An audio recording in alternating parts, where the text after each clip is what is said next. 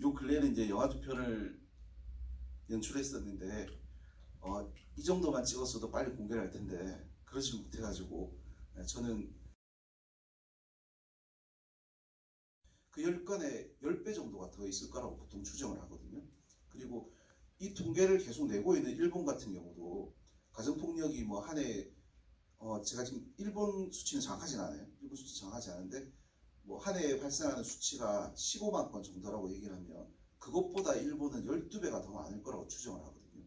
근데 마찬가지인 게 우리나라가 가지고 있는 교육에서의 문제라고 할 때 우리가 계속 배워왔던 게 군사부일체라는 이 문화에서 급변하는 이제 소위 말하는 매질이 없어지고 학생들을 인격체로 대우하는 이 시점에 오면서 교육 태도의 변화가 계속 따라왔어야 되는데 같이 발전하지는 못했던 것 같아요.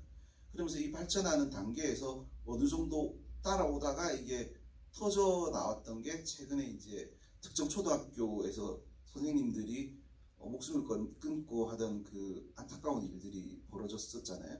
근데 이거를 통계를 내지 못하는 게 말을 안 하니까. 근데 드러난 통계만 보면 선생님들이 보통 한 4,000건 정도의 어떤 범죄에 노출이 된 것으로 한 해에 통계가 되더라고요, 보니까. 근데 이 중에서 선생님이 잘못한 게 몇 개가 있느냐, 이걸 수치가 되느냐라고 볼 때 이 중에서 한 1.6% 정도가 되고, 그 1.6% 정도 되는 데서 그러면 정말 선생님이 잘못해서 기소가 되는 건 또 몇 프로냐라고 보면 거기서 또 1% 정도로 들어가는 거예요.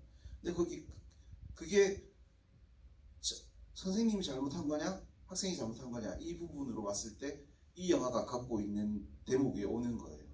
이 영화가 갖고 있는 폭력성이라든지 이 폭력이 인간에게 미치는 영향력, 그리고 이 폭력이 발현했을 때에 어떻게 기능을 해버리고 이 사회에서 어떻게 뿌리를 내려서 오고 있는가까지가 가거든요. 근데 이거를 너무 통찰력 있게 잘 써주셨어요. 그리고 심지어 그것도 5년 전에 기획을 하셨다고 하니까 사회를 보는 눈에 있어서는 아마 이 창작자적인 태도가 굉장히 날카롭고 직관적이지 않았나 싶더라고요. 그래서 너무 잘하셨던 것 같아요. 이건 정말로 관객 수치로는 절대로 이 영화를 평가할 수 없다고 제가 생각을 하고 조금 제 말만 해서 미안해요. 네. 이게 이제 과거 사례들에 대해서 이제 영화를 보면 미국 영화 같은 경우는 이제 여기 계신 분들 아시는 분도 계실 텐데 투썸 위드 러브라는 영화 그 예전에 보면은 영화 제목이 언제나 마음은 태양 요 영화 같은 경우 그리고 또 한 2000년도쯤에 나왔던 미셸 파이퍼 영화에 보면 위험한 아이들 같은 이런 영화들을 보면 미국 사회는 흑백을 치료하는 영화로서 그 영화를 기능하게 했었거든요. 그리고 또 요 2000년도쯤에 일본은 어떤 식의 학원물이 나왔냐 하면 특정 학생들을 선생이 다 죽여버린다든가 하는 완전히 환타지 영역에 가 있는 영화를 만들어내거든요.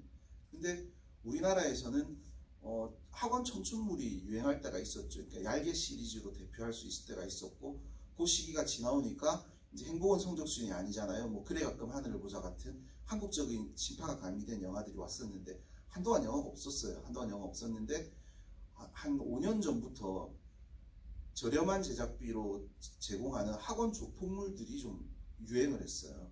학원 조폭물들이 유행을 하다가 이 학원 조폭물도 사실 따지고 보면 웹툰이나 약간 환타지적인 그 소재가 가미되어 있었던 거죠.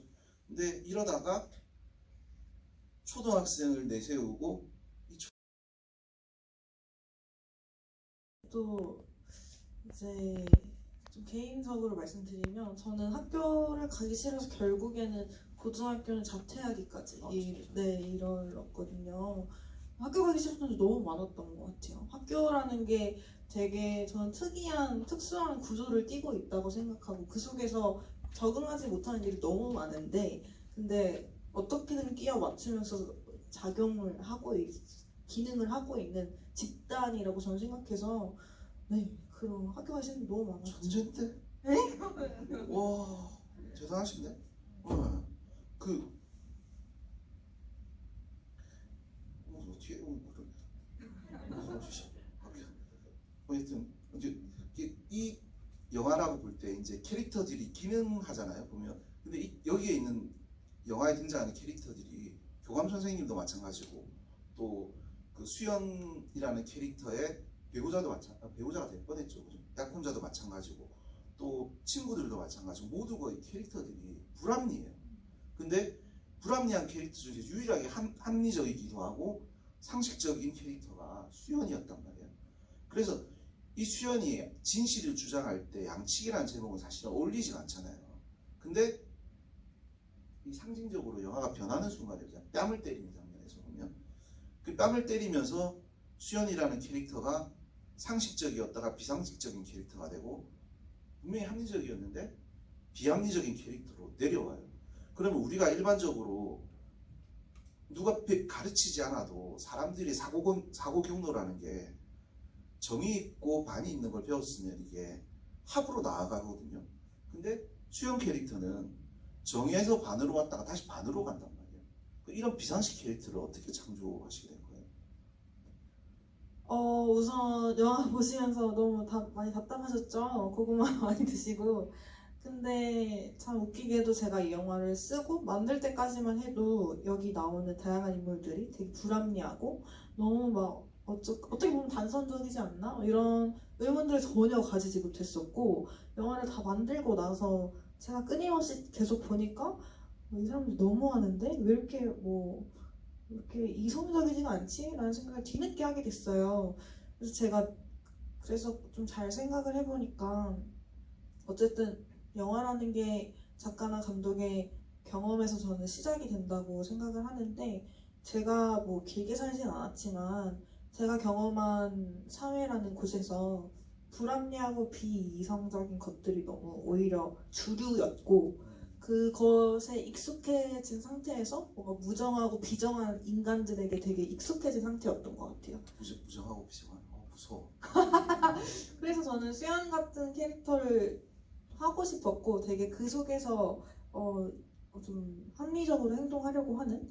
어쨌든 종국에는 그 인물이 작가님이 이제 정반에서 반으로 간다고 하셨는데 결과적으로 행위